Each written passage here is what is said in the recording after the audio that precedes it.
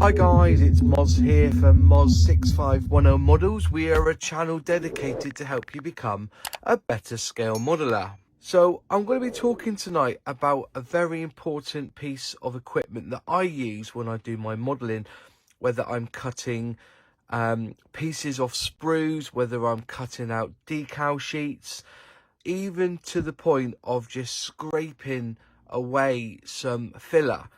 Is this scalpel knife is a very good rounded tool when you do your model making.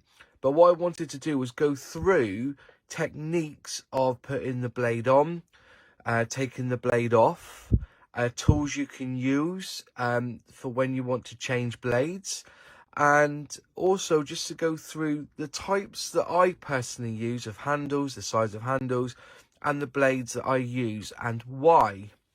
So this video is going to be an all-rounder with a few little tips, and hopefully you'll gain something from this. And if you don't have a scalpel, this may be a good stepping stone into using the scalpel in your modeling. So let's start off with the actual scalpel knife. Now, as you can see, it is in two parts. You have what they call the scalpel handle. It's quite obvious really, and then you have the scalpel blade. So you have a blade and a handle, and together they make up what we call the scalpel knife. Now, I personally use two sizes of handle.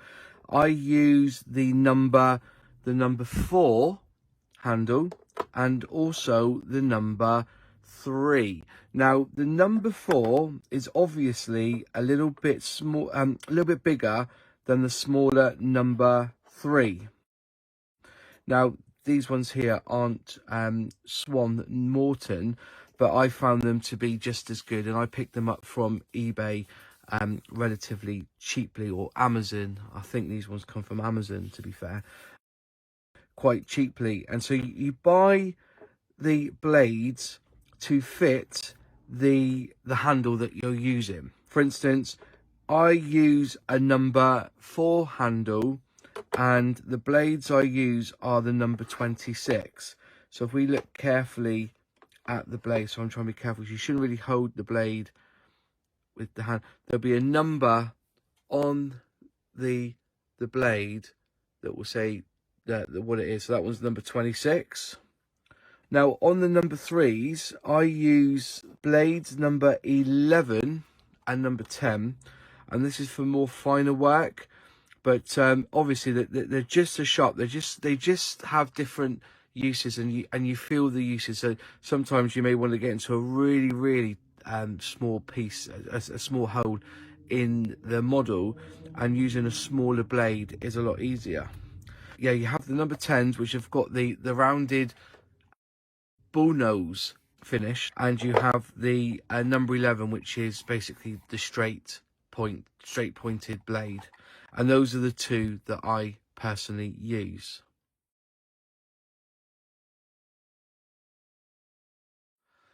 So let's just talk about actually fitting the blade onto the handle. Now, there's a method that I've always used when I put the blade on these handles. So we're going to do number 4 first. I'm just going to show you how the blades come.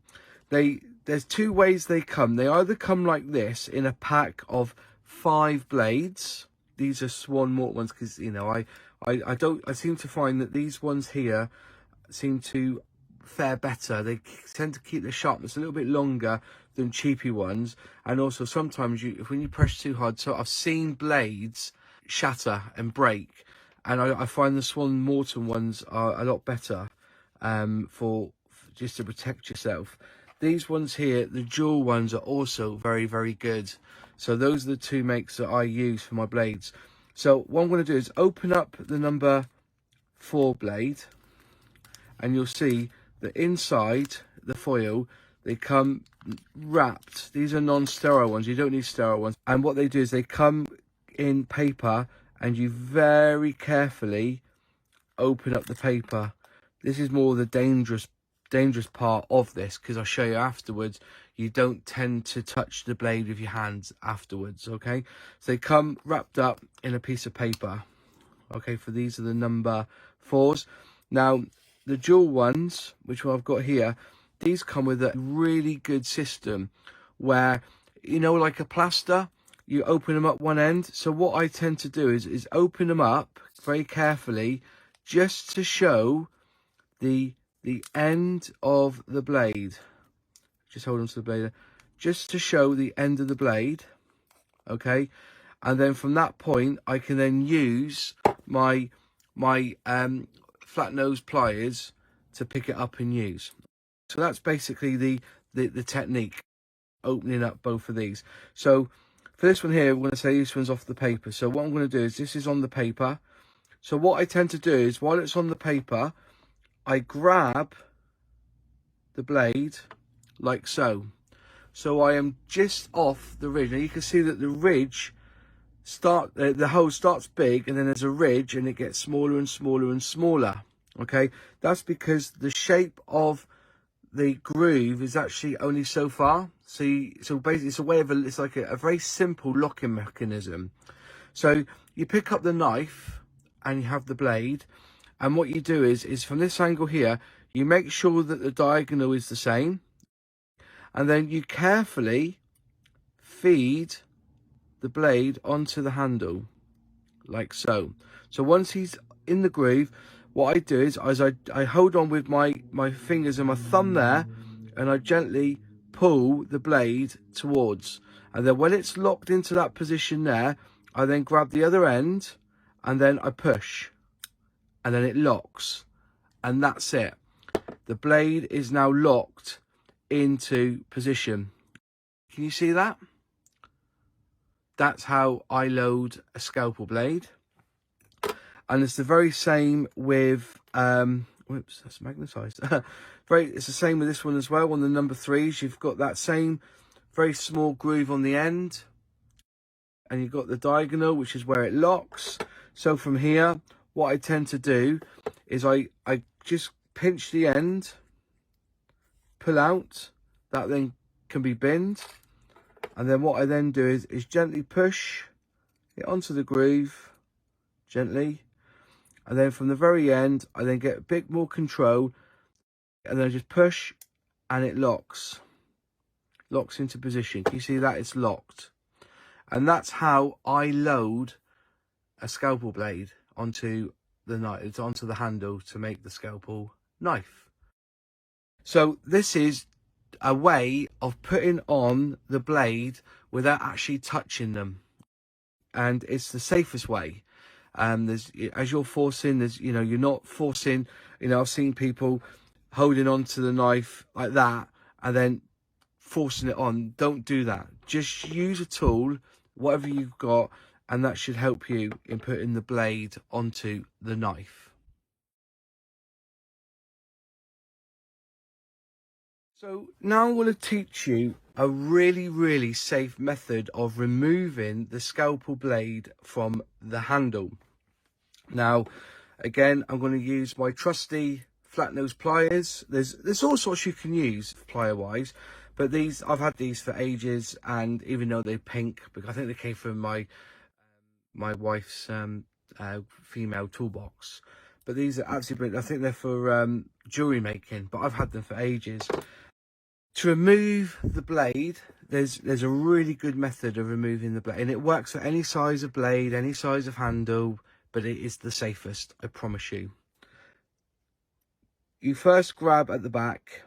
Now, before we quickly go on, you see there's a little bit of springiness in the blade, because it actually locks down in behind, so you can't pull it off. The blade can't come off, it's stuck there. What you do is you just nip the end of the blade, and then you gently put a slight bend in it so it goes over the top of the notch there. Can you see that? If I pull it up to there, over the top. So from that angle, it goes over. There's a little bit of a spring. Don't need not of twist, but just enough. Once it's in that position there, you put your finger in behind and you keep your thumb ready. You're not going to push the blade, you're going to push the pliers.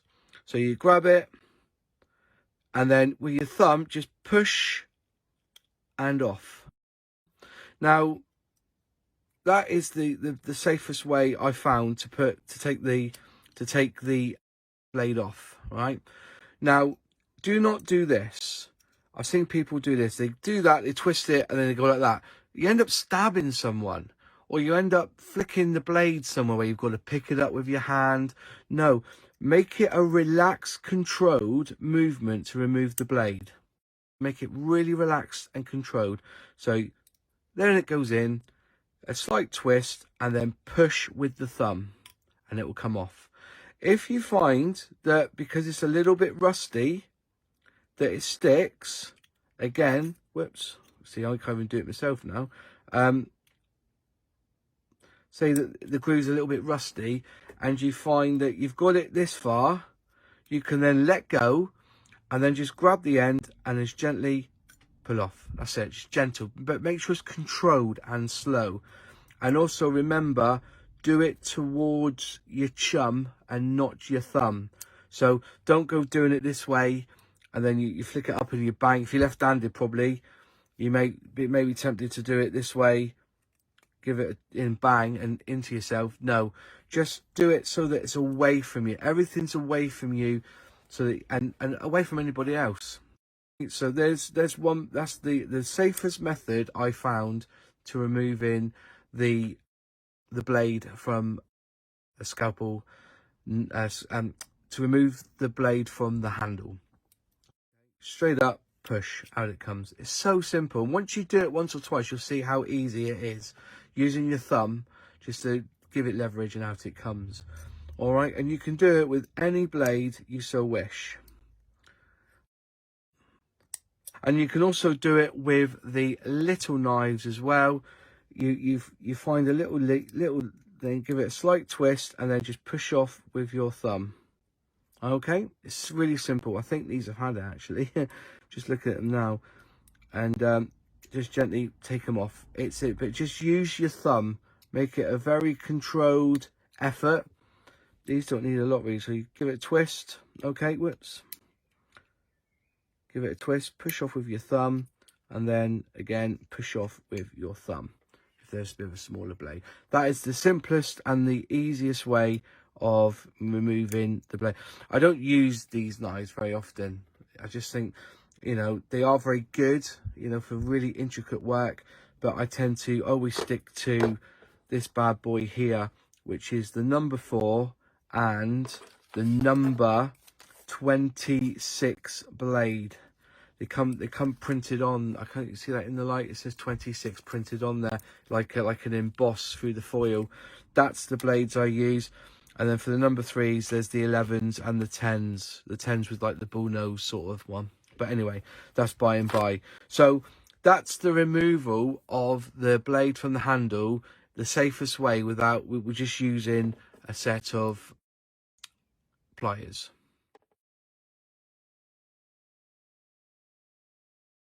I thought I'd bring this one into the mix. Now, this is a Swann Morton Universal Scalpel Blade Remover. So that's the tool.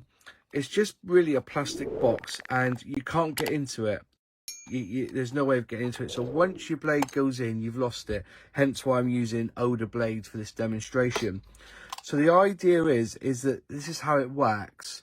Is the blade goes in to position, which is there, and you can see that it's got to land roughly there, so that when you press down it pushes the blade up, and then you pull back and it catches on the bottom bit there, and the blade should come off.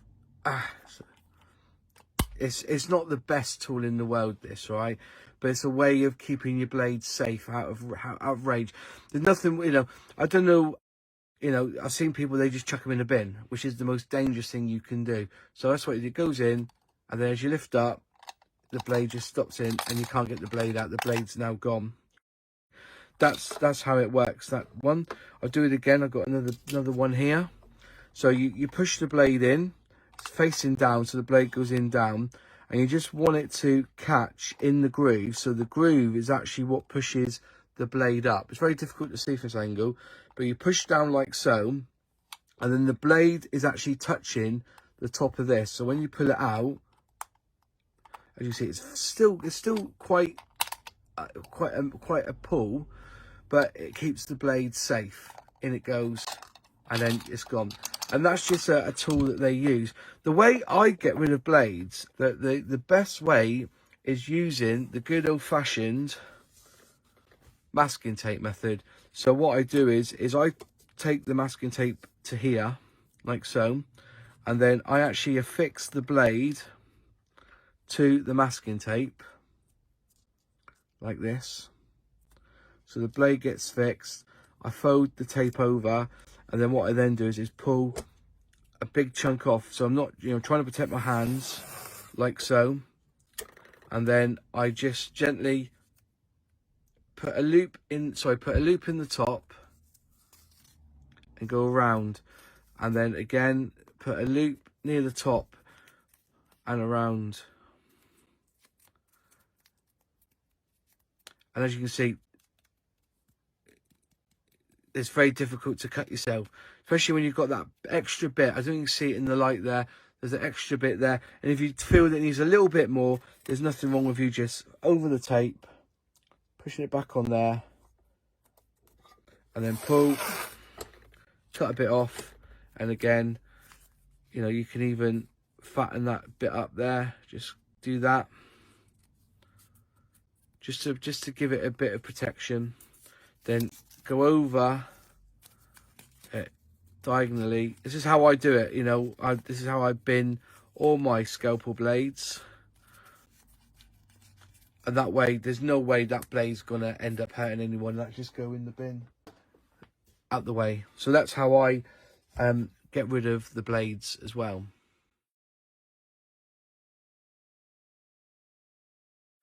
So when I'm using a scalpel knife, I actually try my best to, with good housekeeping, on making sure that the blades are kept in a position where I'm not going to cut myself, that the sharpness is downwards, out the way from being brushed over so you cut yourself with, and they're ready to pick up quite easily, because the last thing you want to do is fanny around, because even here it's an effort to pick up the knife.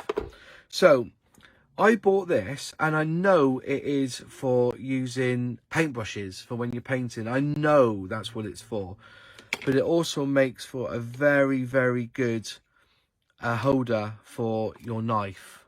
It is a good little tool. And if you haven't got one of these, you can also use blue tack, or white tack, pink tack, red tack, whatever colour tack you want. Cut a piece off, fold it over, like so, and then place it on your workbench.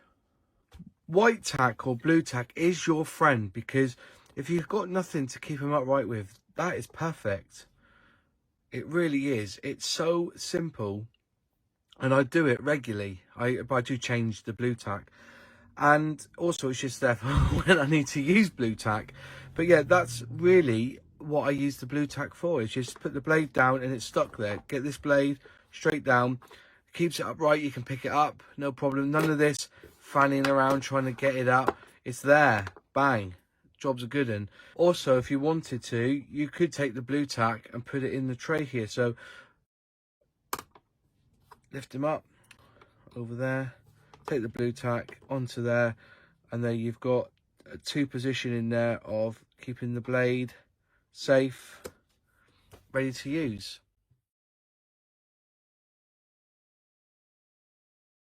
Using a scalpel blade to cut decals. Now, this is a really, really interesting technique that I was shown from an old model maker. Now, he always said that when you cut a decal, you always cut straight back towards you, because you can see what you are doing. Now, as an example, so you get your decal sheet and you say you want to take those stars off, okay, those American United States Air Force roundels off. So what he would say to me is that you always go towards you when you cut, so you clearly see using both eyes. What the example is basically is when you cut, so you got your decal, and you got you hold the blade like so with 3 fingers back, 1 on the top, so you've got that control. So wherever your finger points, the blade points. Okay, when you go in from this angle here, there's not that much control. There's a lot of, you can lose control. So the idea is to always turn the decal, but keep the blade straight back. So from here, you can clearly see I need to go down this line here. So straight, what I tend to do is try to be as straight as I can. And then you come back towards you. And you can clearly see where you're going with the blade. So all the way down to there. Yeah, about there. Stop. Then turn the decal sheet. And then pull back this way, fingers away from the blade, because you've got no reason for the blade to be anywhere near your fingers. You pull back. Okay, there you are. And if you want to get a bit closer, okay, keep your finger back here, and the blade goes there, and then you pull back on yourself so you can see.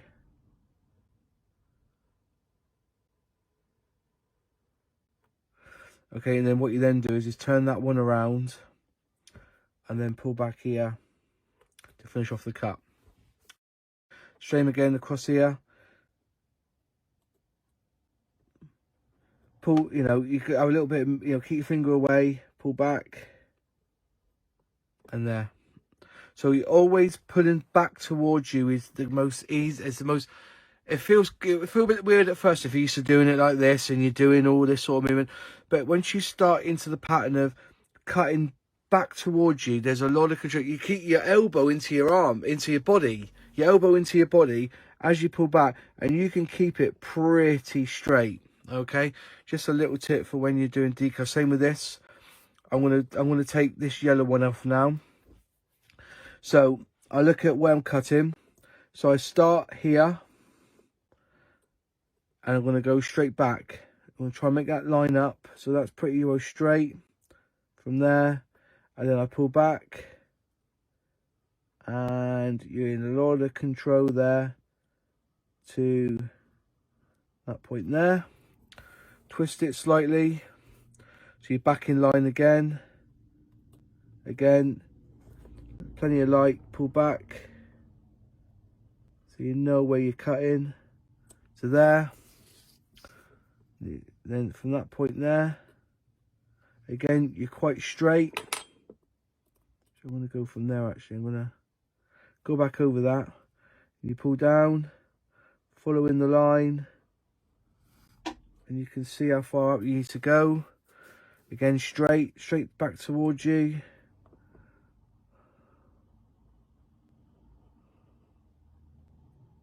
There. I'm getting quite close here now. Just trying to show you how close you can get. So again, fingers away, pull back. Straight, sorry, pull back. See, I've gone off there because I didn't go straight. There you go. And then again, across here, so it's straight, and then you pull back.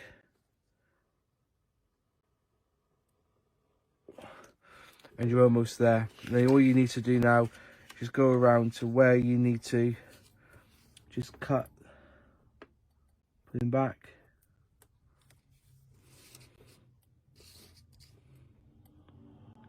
Put him back. So I deceived myself. I thought I was straight when I was putting, and I wasn't. And that should. There you go.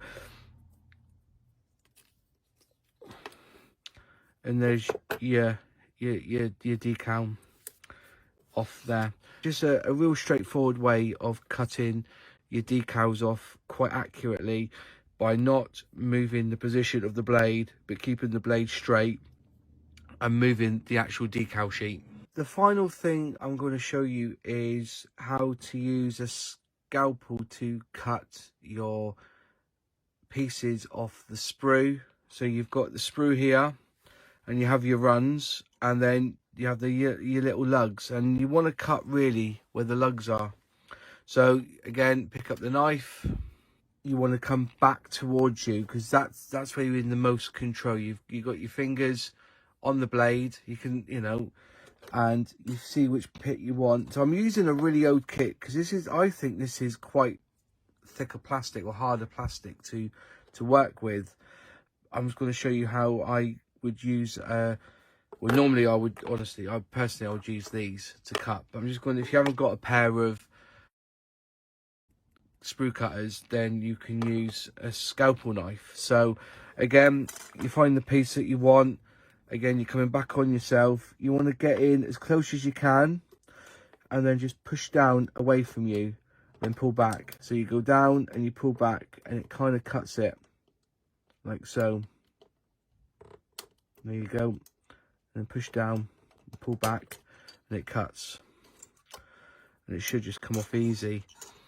And then you can go over with the scalpel, and the action is towards you. And I've seen it done where they do this, where you keep your thumb behind, and you just use your 4 fingers, use it resting this on the back of the blade, just to trim up the edges. Just very carefully, just trim up the edges, so they end up looking nice and flat. There's a little bit of flash there, so we just gently just scrape that off.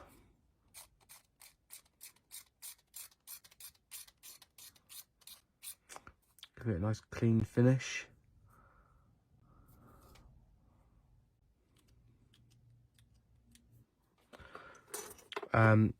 So this time we're going to take off the nose. Make sure it's quite flat down. Again, straight in there. Just give it a push, and it will just kind of snip off. And then just carefully try and clean this up without touching your skin. So it's best to go away from your skin as much as possible. But yeah, that's how I use a scalpel to occasionally take pieces of plastic off the sprue.